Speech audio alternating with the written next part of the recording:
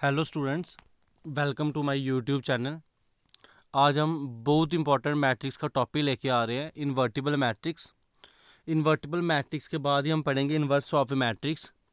तो invertible matrix की definition आपकी स्क्रीन पे आपको दिख रही है, आप नोट कर दीजिए स्क्रीनशॉट लेके। इन्वर्टिबल मैट्रिक्स क्या है? N E square matrix, N E square matrix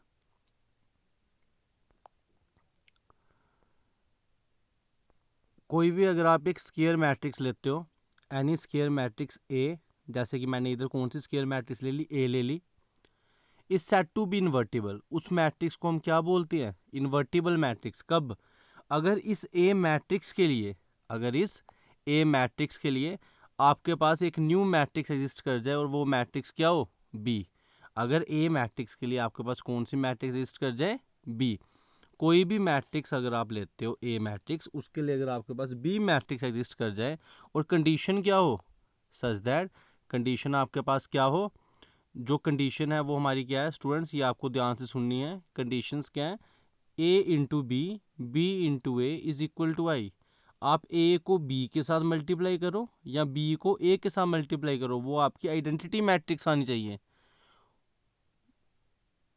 ठीक है, और ये मैंने ऑर्डर 2 लिखा है। एक्चुअल में आप ऑर्डर एन भी लिख सकते हो, मैंने ऑर्डर 2 इसलिए लिखा है क्योंकि आगे इसी वीडियो में हमने जो एग्जाम्पल लिया है वो ऑर्डर 2 मैट्रिक्स के लिए है।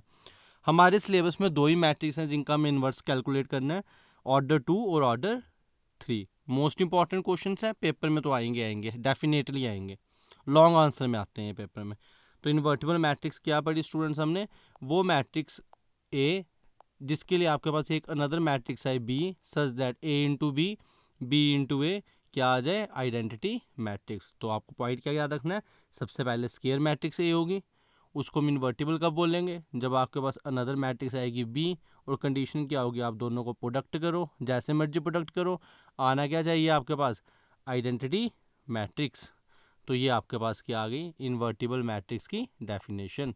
आई होप आपको समझ आ गया होगा। अब जो पॉइंट आपको नोट करने हैं स्टूडेंट्स, पॉइंट क्या है? नोट 1,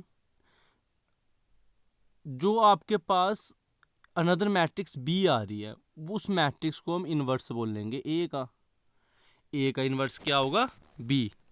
यहाँ मैं आपको बोलता हूँ, अगर आपने सी मैट्रिक्स ले ली, अगर आपके पास गिवन क्या है? सी मैट्रिक्स, उसके लिए आपके पास एक कौन सी मैट्रिक्स आती है? D matrix.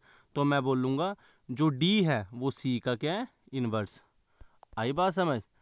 इस केस में हमने क्या किया था? इस केस में हमने ए मैट्रिक्स ली थी और हमारे पास कौन सी मैट्रिक्स मिली? B matrix. तो मैं बोलूँगा जो बी है वो ए का क्या है? इन्वर्स।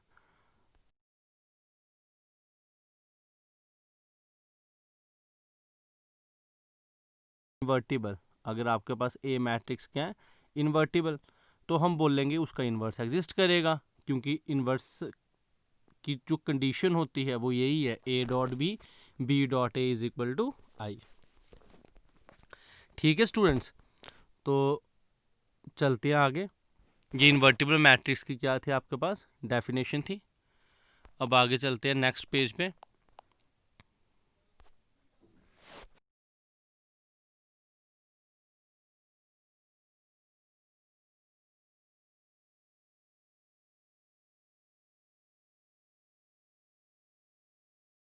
तो देखते हैं अब उसको। देखो, एलिमेंट्री ट्रांसफॉर्मेशन का दूसरा नाम क्या है? Elementary operation.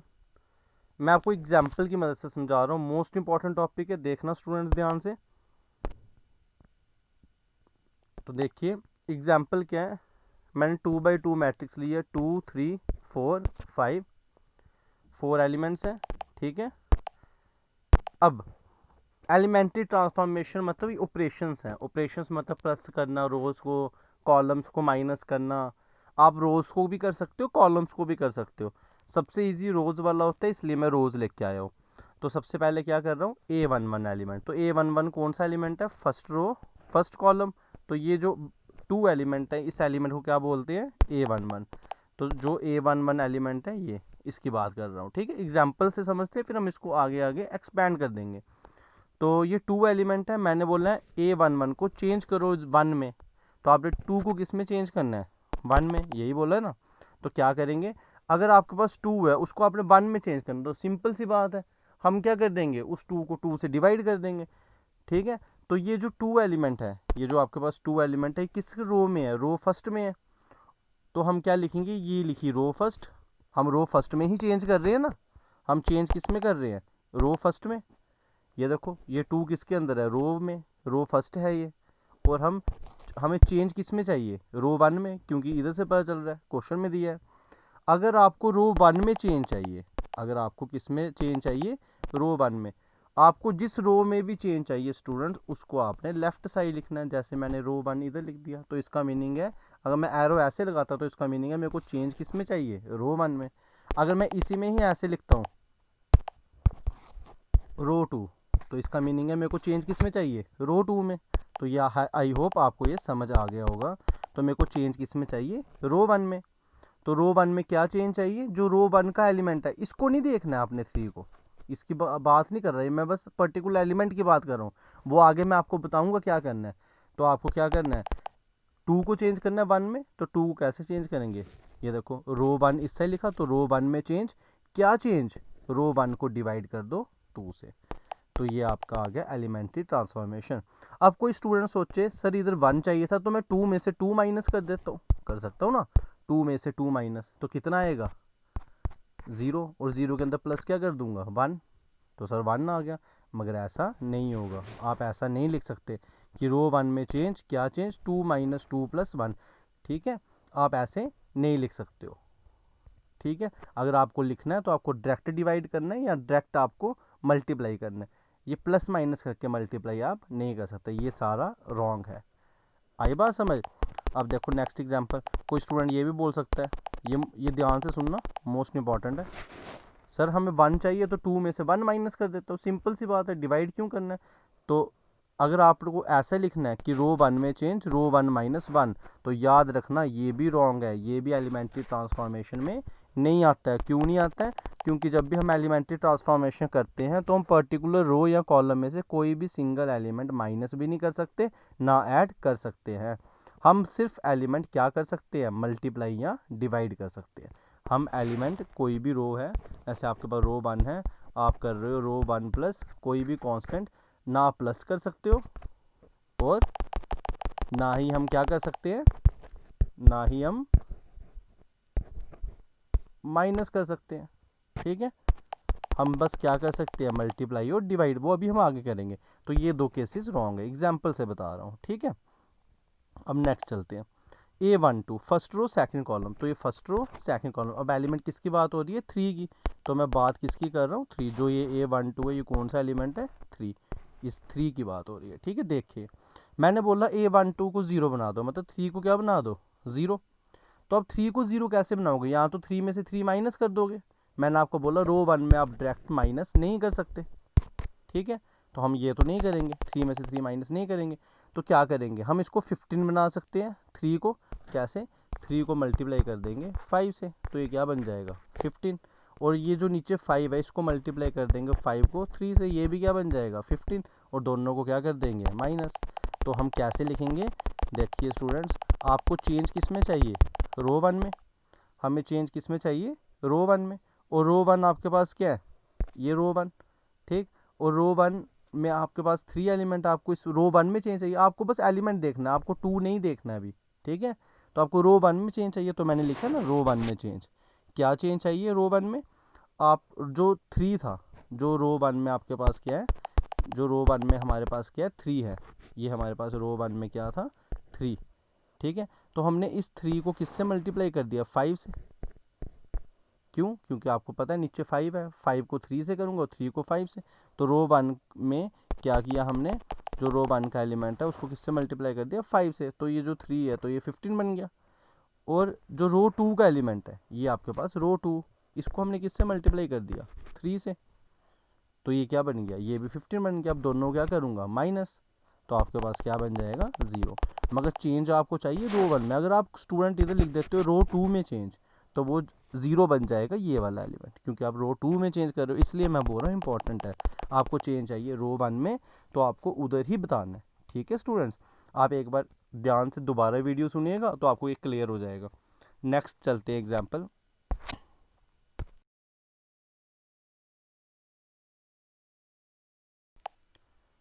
तो नोट को आप ध्यान से देखिए।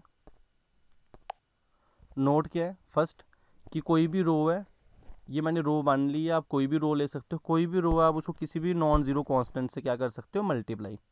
कांस्टेंट होना चाहिए नॉन जीरो, तो ये ट्रू है। ठीक है, आप कोई भी रो को नॉन जीरो कांस्टेंट से क्या कर सकते हो, मल्टीप्लाई, ये ट्रू है। फिर जैसे हमने पुरानी एग्जांपल में किया 3 × रो 1 5 × रो 2, तो आप किसी भी कांस्टेंट, अलग अलग कांस्टेंट को रो से क्या कर सकते हो, मल्टीप्लाई, और फिर उन रोज को ऐड भी कर सकते हो और माइनस भी कर सकते हो। ये सब कुछ आपको क्लियर हो जाएगा जब हम क्वेश्चन करेंगे। ठीक है, आप किसी भी रो में कोई कांस्टेंट ऐड नहीं कर सकते, आपको बताया था। आप किसी भी रो में कोई कांस्टेंट सब्ट्रैक्ट भी नहीं कर सकते। मोर ओवर आप दो रोज को मल्टीप्लाई भी नहीं कर सकते। आप ऐसा भी नहीं कर सकते कि रो 1 में चेंज, क्या चेंज, रो 1 इंटू रो 2, ये भी रॉन्ग है। आप ना दो रोज को मल्टीप्लाई कर सकते हो और आप ना दो रोज को डिवाइड कर सकते हो। तो हम बस क्या कर सकते हैं, एक तो कांस्टेंट से मल्टीप्लाई और एक रोज को कांस्टेंट से मल्टीप्लाई करने के बाद उनको ऐड कर सकते हैं, बाकी हम कुछ भी नहीं कर सकते। ठीक है, अब कुछ स्टूडेंट्स क्या करते हैं, जैसे आपको 3 को, जैसे हमारे पुरानी एग्जांपल में मैं 3 को क्या बनाना था, 0, तो स्टूडेंट्स हो सकते हैं ना, सर क्यों ना मैं रो 1 में चेंज लाऊं और रो 1 को 0 से ही क्या कर दूं, मल्टीप्लाई। तो हम 0 से भी मल्टीप्लाई नहीं कर सकते। क्यों नहीं कर सकते, ये नोट का फर्स्ट रीजन कि अगर आप k से मल्टीप्लाई कर रहे हो तो उसके पास जो k है वो क्या होना चाहिए, नॉन जीरो। ठीक है स्टूडेंट्स,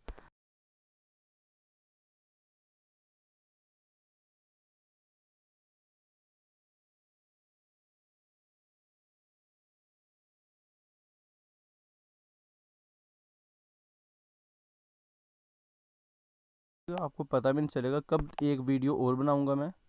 ठीक है, और उस वीडियो में ही हमारा ये पूरा कंसेप्ट क्लियर हो जाएगा।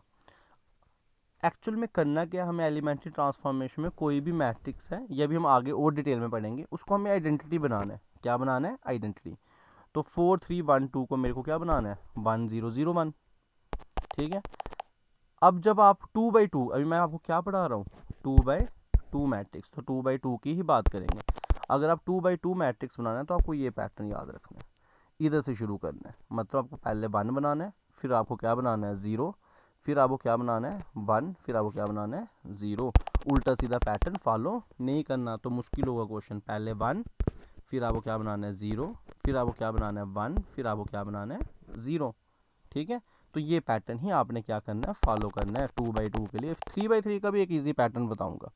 तो देखिए, आपको पहले पैटर्न के अकॉर्डिंग इसको 1 बनाना है। ठीक है, जो पैटर्न है उसके लिए आपको इसको क्या बनाना है, 1 बनाना है। तो देखिए हमारे पास एलिमेंट क्या है, 4।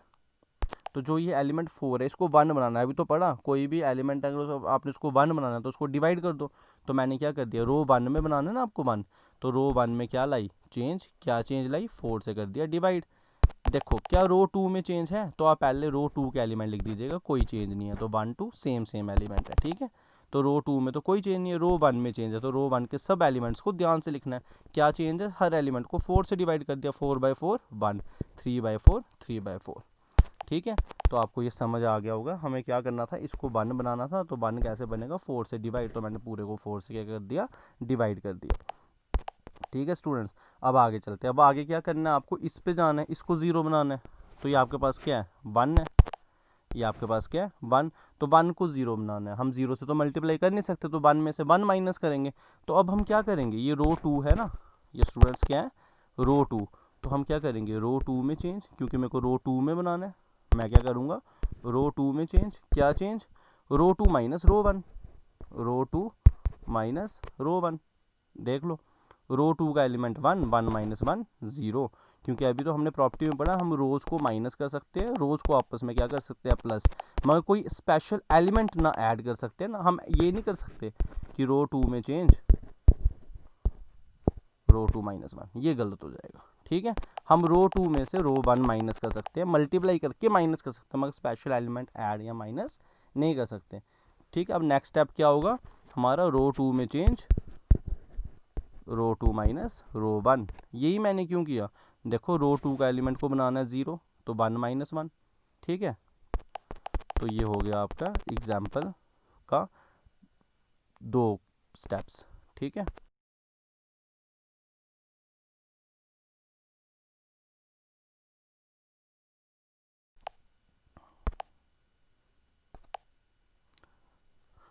अब हम कहाँ पहुँच गए, हमने इसको 1 बना दिया, इसको क्या बना दिया 0।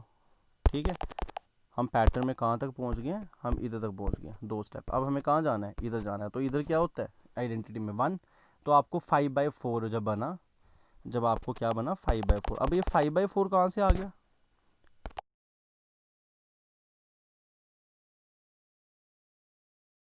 2।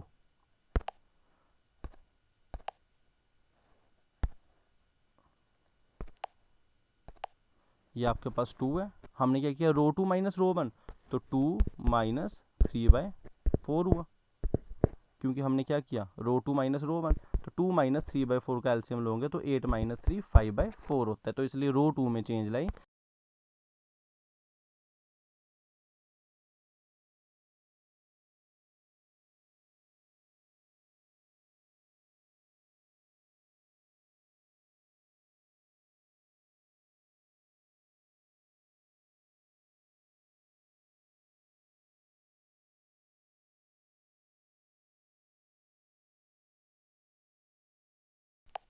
वन बना दिया, 1 के बाद 0 बना दिया। अब हमें इसको 1 बनाना है, हम ऐसे चल रहे हैं।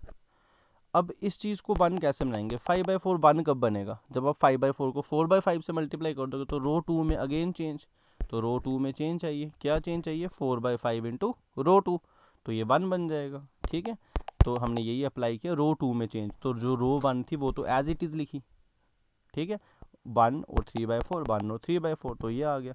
अब पैटर्न हम कहाँ तक पहुँच गए, ये भी ओके हो गया, ये भी ओके हो गया, ये भी ओके। अब आपने कहाँ जाना है, ऊपर वाली तरफ जाना है। ठीक है, और जो सबसे टॉप पे एलिमेंट है वो कौन सा होता है 0। अब आपने इसको 0 बनाना है, ये एलिमेंट कहाँ पे है रो 1 में, तो रो 1 में एलिमेंट है, तो रो 1 में ही चेंज चाहिए। तो रो 1 में क्या चेंज चाहिए, रो 1 का एलिमेंट है 3/4, तो 3/4 0 कब बनेगा, जब आप 3/4 को 3/4 से माइनस करोगे, तो सामने दिख रहा है। अगर मैं रो 2 को, अगर मैं इस रो 2 को किससे मल्टीप्लाई कर दूँ 3/4 से, मेरे को चेंज किस में चाहिए स्टूडेंट्स, रो 1 में चाहिए 3/4, ये 3/4, मेरे को इसको 3/4 से ही माइनस करना है। तो अगर मैं इसको मल्टीप्लाई कर दूँ 3/4 से, तो ये बन गया ना 3/4, तो 3/4 माइनस 3/4 क्या होता है 0। तो मैं क्या करूँगा रो 1 में चेंज, ये रो 1 में चेंज, क्या चेंज रो 1 का एलिमेंट, ये लिखा है रो 1 में चेंज, क्या चेंज रो 1 का एलिमेंट माइनस, ठीक है 3/4 इंटू रो 2 का एलिमेंट, तो वही लिख दिया मैंने, देखिए 3/4 इंटू रो 2 का एलिमेंट। तो जब आप ये कर दोगे तो देख लीजिए, आपको सब एलिमेंट चेंज करने होते हैं। ठीक है, जब 3/4 माइनस 3/4 करोगे वो तो 0 आ जाएगा। आप इसको देखो 1 माइनस 0 इंटू रो 2, जब आप रो 2 को मल्टीप्लाई कर रहे हो 3/4 से, तो ये रो 2 के सारे एलिमेंट 3/4 से मल्टीप्लाई हो रहे हैं, तो 0 इंटू 3/4 0 ही रहेगा, तो 1 माइनस 0 तो 0 रहेगा, कोई फ़र्क ही नहीं पड़ेगा। इसलिए मैं बोल रहा था आपको पैटर्न से ही चलना, जो मैंने पैटर्न बताया। आप इस वीडियो को 1-2 बार देखिए, अगर आपको समझ नहीं आता है तो मैं कल दोबारा रिपीट करूँगा, मैं और एग्जाम्पल लेके आऊँगा, 2-3 वीडियो को मैं ही ये टॉपिक आराम से कंप्लीट करूँगा। Thank you students, I hope आपको ये अच्छे से समझ आया होगा। ठीक है, थैंक यू।